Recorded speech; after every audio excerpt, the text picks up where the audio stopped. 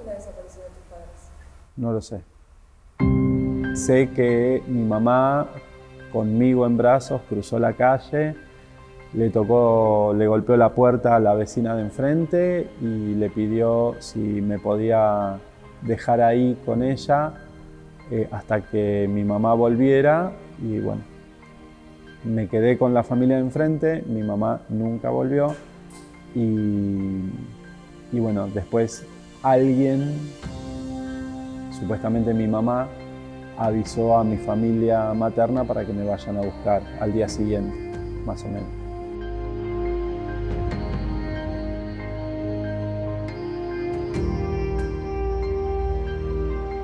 Nombre: Nicolás Placchi, 49. San Nicolás de los Arroyos, provincia de Buenos Aires. Soy docente. La familia, la historia, los viajes y el fútbol, de Alba y Eduardo.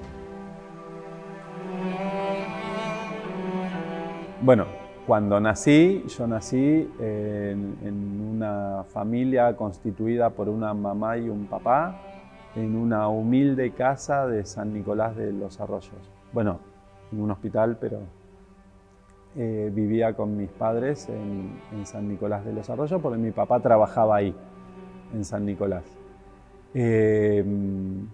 Pero no solo trabajaban, sino que también militaban políticamente, y por esa militancia fue que vinieron a Buenos Aires. Y cuando llegaron a Buenos Aires, las condiciones en las cuales me crié fueron cambiando muy rápidamente.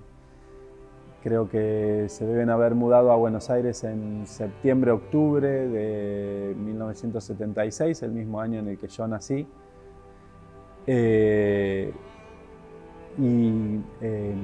Vivieron en San Martín, en la localidad de San Martín, acá muy cerca, hasta diciembre, y en diciembre fueron secuestrados.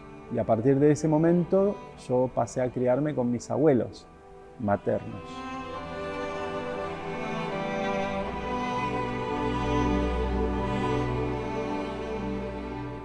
¿Cómo fue la desaparición de tus padres? No lo sé. No lo sé.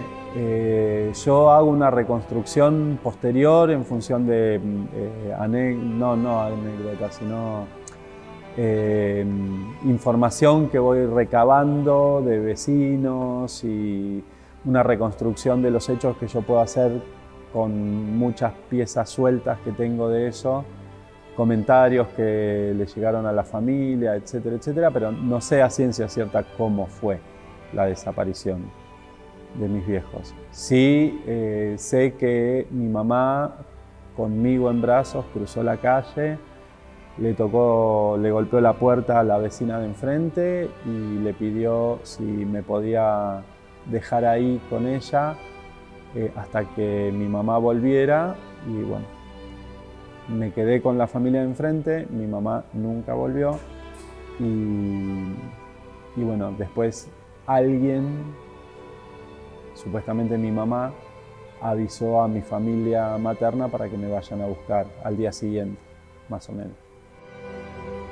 Mi infancia fue normal, la de un niño normal, en una casa normal, con una figura materna y una figura paterna, que hasta cierto momento pensé que eran mis padres, pero bueno, eran en definitiva mis abuelos, que me criaron y me dieron amor, y no me dejaron faltar nada.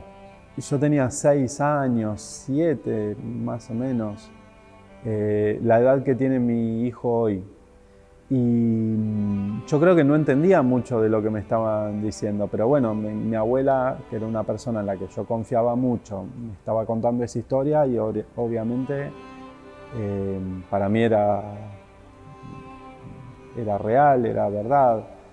Era como muy difícil para mi abuela transmitirme algo, que lo tenía que bajar a, digamos, acotar el contenido para que lo pueda entender un niño de 7 años o de 6 años, y aparte no contaba con toda la información que hoy tenemos, y además tenía la esperanza de que cuando termine la dictadura aparezcan todos los que no estaban, porque no había ninguna certeza respecto de cuál había sido el destino final de mis padres como de tantas otras personas. Pero sí me acuerdo como si fuera hoy ese día en que yo fui el que abrió la puerta para conocer la verdad, porque yo le pregunté a mi abuela por qué, porque yo creía que era mi mamá, y yo le pregunté por qué las mamás de mis compañeros de la escuela eran más jóvenes que ella.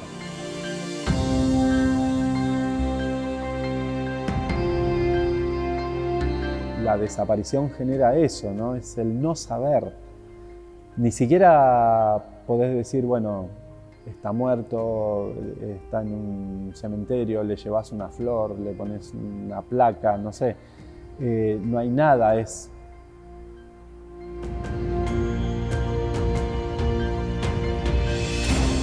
Pero sí, lo que tuvo que pasar fue que un día tuve que hacerme cargo y decir, bueno, esta es mi historia,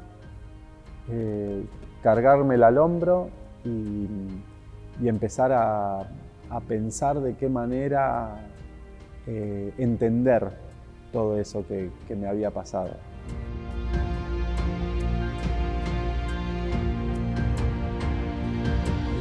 Alguna vez yo lo expresé como piezas de un rompecabezas, ¿no? Y la figura es muy buena, pero sin embargo cada pieza hay que entenderla, ¿no? Ese es el punto, no es solo piezas sueltas que aparecen y uno las va encastrando y va viendo qué es lo que falta ahí. Cada pieza hay que entenderla, hay que dar la vuelta, hay que buscarle la forma, hay que encontrar su lugar, y todos esos fueron obstáculos, o son obstáculos que uno va salvando como puede o dejándolo a un costado para avanzar por otro lado hasta tanto se le ocurra la forma de cómo resolver ese obstáculo que se le apareció antes.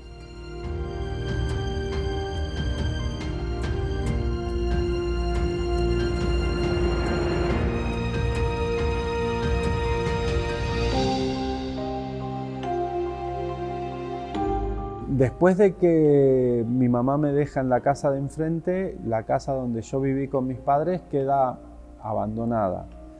La información que tenemos es que poco tiempo después, un mes o más o menos, esa casa fue apropiada por una persona que pertenecía a las fuerzas de seguridad, a la policía de la provincia de Buenos Aires. Y esa persona vivió allí hasta enero del 2021.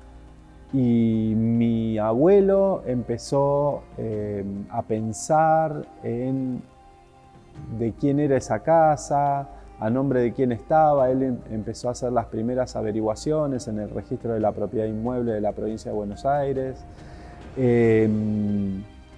Hasta que cuando yo me hice cargo de la historia, comencé a ser querellante en la causa por la apropiación de la vivienda, una causa que duró 15, 16 años más o menos,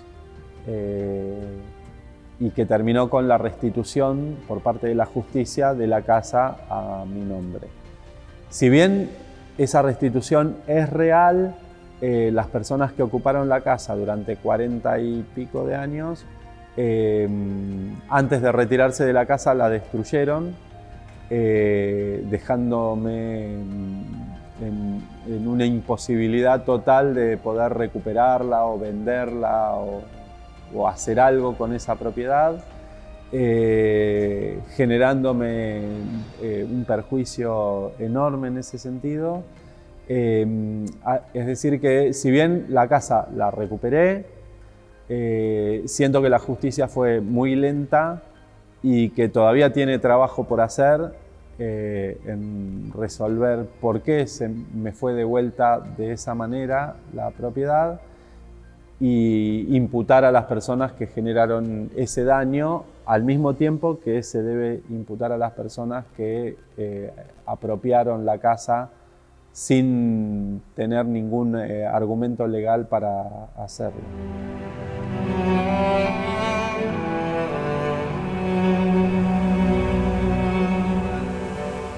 Esto es parte de transitar el duelo.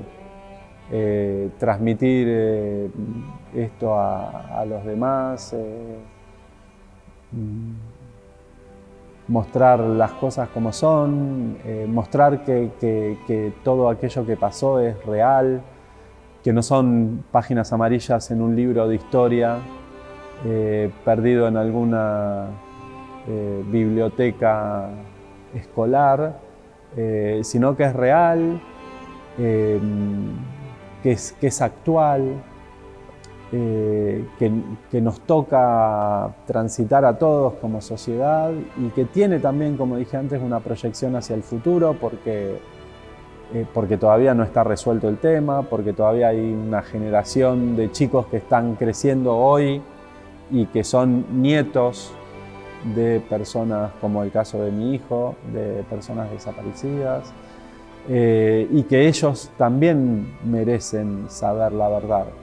Y por eso es que se lucha mucho contra eso, ¿no? Contra el corporativismo, contra el negacionismo, contra los que quieren ocultarnos la verdad, porque realmente queremos saber cuál es la verdad, pero siempre a partir de medios honestos, de medios legales, como lo hicieron durante tantos años las abuelas de Plaza de Mayo, por ejemplo, que se pusieron al frente de esta recuperación de la memoria histórica, de la verdad histórica. Y bueno, nada, seguimos para adelante.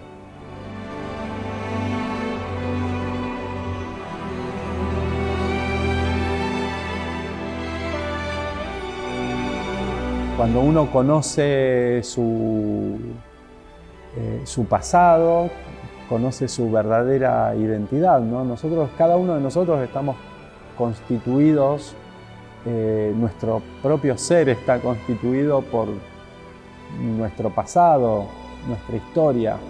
Es lo que permite entender quiénes somos realmente. Y poder transmitirle ese mensaje particularmente a los jóvenes me parece una de las decisiones más importantes que tomé en mi vida, porque yo creo que ustedes como jóvenes por ahí no lo ven todavía, pero cada pequeño pasito que ustedes dan están construyendo su yo del futuro. Y es importante que tengan en cuenta que ese yo del futuro merece ser un yo construido en base a la verdad. Más allá de ser mi historia, yo me siento portador de la voz de tantos otros, de tantas familias y tantos hijos como yo, que todavía seguimos pensando en que, sobre todo en los jóvenes, hay un lugar para hablar de memoria, verdad y justicia.